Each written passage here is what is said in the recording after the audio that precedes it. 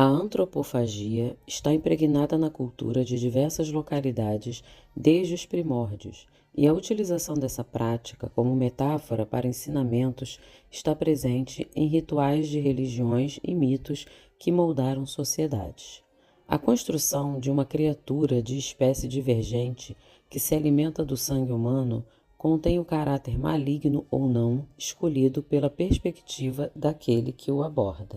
Ele pode ser cadavérico, incapaz de ter sentimentos e enxergar os humanos como um pedaço de carne ambulante, ou ser sua visita inusitada que adentra seu quarto tarde da noite e lhe tira a vida da forma mais prazerosa que conhece. Visto que não é de fato a prática de devorar um aspecto humano que assusta a população em grande escala, pois o cristianismo permanece com seu simbolismo de beber o sangue e devorar a carne de seu Salvador. O que classifica esse ser como uma besta a ser combatida ou um sonho a ser almejado? Analisaremos isso por meio do audiovisual popular. O primeiro longa de vampiro do qual temos registro é o conhecido Nosferatu, de 1922, dirigido por F. W. Murnau. Ele se destacou pela atmosfera sombria, chocando o telespectador com a figura monstruosa que protagoniza e dá nome à obra. Com o passar dos anos, Nosferatu perdeu um pouco de sua atmosfera icônica para tornar-se até uma piada do gênero, sendo referenciado em obras posteriores somente como uma criatura feia e cômica. Já Drácula, de 1931, da dupla Todd Browning e Carl Felding, trouxe a elegância do vampiro com sua sofisticação inspirada em aristocratas europeus e ar de superioridade bem humana até. Avançando alguns anos, em As Noivas de Drácula, de Terence Fisher, observa-se uma dinâmica que foi muito reproduzida, o teor sensual no perigoso que a criatura mística origina.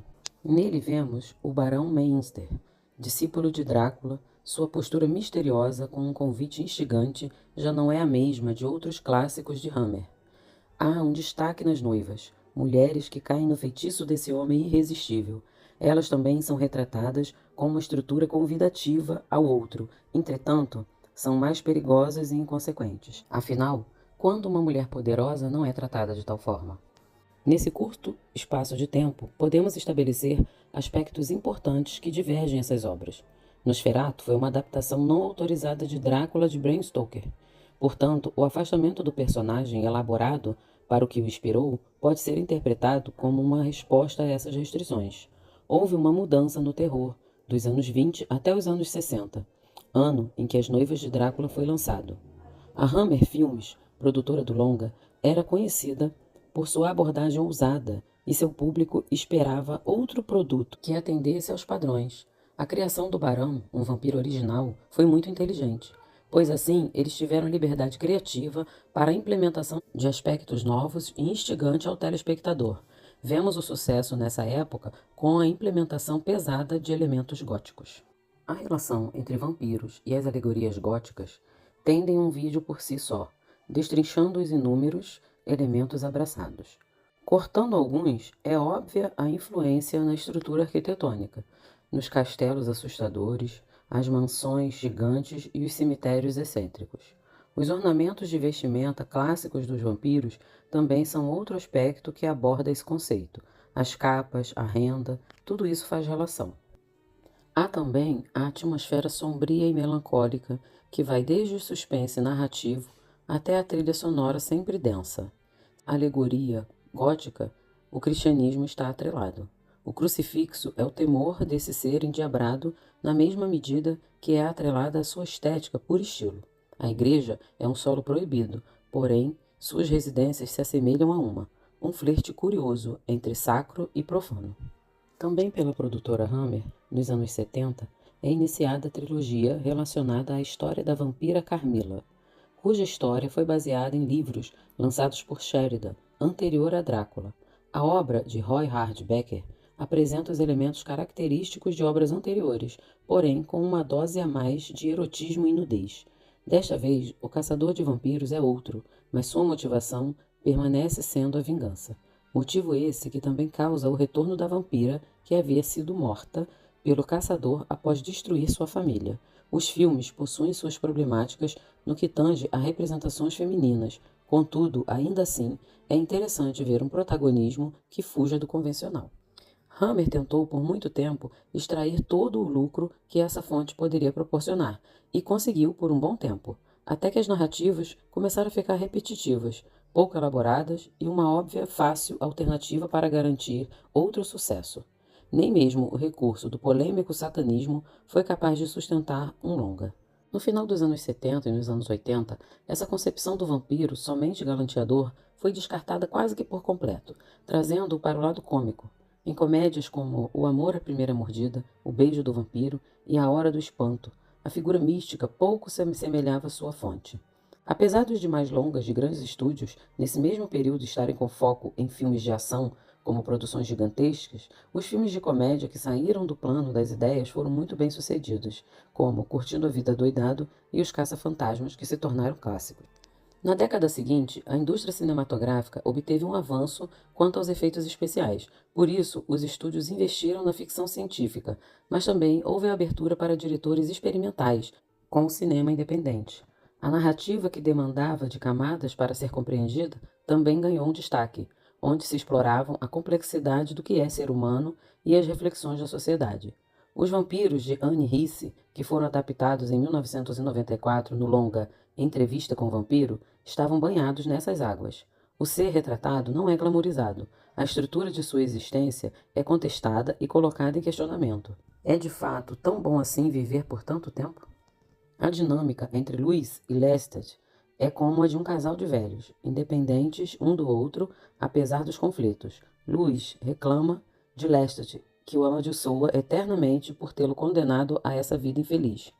Não tanto quanto Cláudia, mas em grande escala. Lá também é explorada a mordida como metáfora para o prazer, pois quando Lestat está se alimentando de uma das meninas do bordel, por exemplo, a jovem atinge o orgasmo e sequer percebe o que está acontecendo. Bom, até Louis matá-la. Não foram todos os filmes que abandonaram a questão da ação. Com o sucesso Blade, de Stephen Norrington, feito no final da década, há uma abordagem mais orientada para o combate e as origens violentas do mito. Ainda que seja como caçador, foi inovador um personagem negro nessa temática que comumente é tão embranquecida. Outro longa que incorpora elementos vampíricos é o de Andrew Fleming, que é voltado para a rebeldia juvenil, Jovens Bruxas. Reflete a busca por poder e identidade em meio a forças sobrenaturais, introduzindo o público mais jovem que ganha força na década subsequente. Antes de citar adequadamente o nome do grande marco dos anos 2000 nesse gênero, daremos o contexto. O efeito dominó foi iniciado pela criação da banda de rock My Chemical Romance. Suas letras eram sobre sentimentos de uma maneira não costumeiramente cantada por rapazes. Essa é uma característica bem predominante no emo. O vocalista Gerard Way, com sua pele pálida e cabelos caídos no rosto, era a paixão da jovem Stephanie Meyer. Mulher essa que resolveu escrever uma fanfic após um sonho criativo. Foi assim que o mundo conheceu a saga Crepúsculo. Essa saga é muito controversa. As opiniões da época já não são as mesmas de agora. O que era ridicularizado no ano de seu lançamento, hoje é aclamado. Tanto que em menos de 10 anos de seu lançamento está sendo cogitado um remake. O saudosismo tornou esse produto uma subcategoria cult. Tratando sobre os aspectos que solidificam a obra, nada conversa com os outros trabalhos. O mito vampiresco novamente é moldado para se adequar ao enredo, mas isso fez com que ele perdesse toda a sua essência. Edward, o personagem principal, só recebia a alcunha de vampiro, pois não se portava como um. Ele se negava a fazer o essencial, que era alimentar-se do sangue humano. Sua reação ao sol era ímpar. Não havia uma aura sedutora ou assustadora ao seu redor. O protagonista e sua família eram vampiros puritanos, como se fossem escritos para estranhamente agradar uma classe conservadora.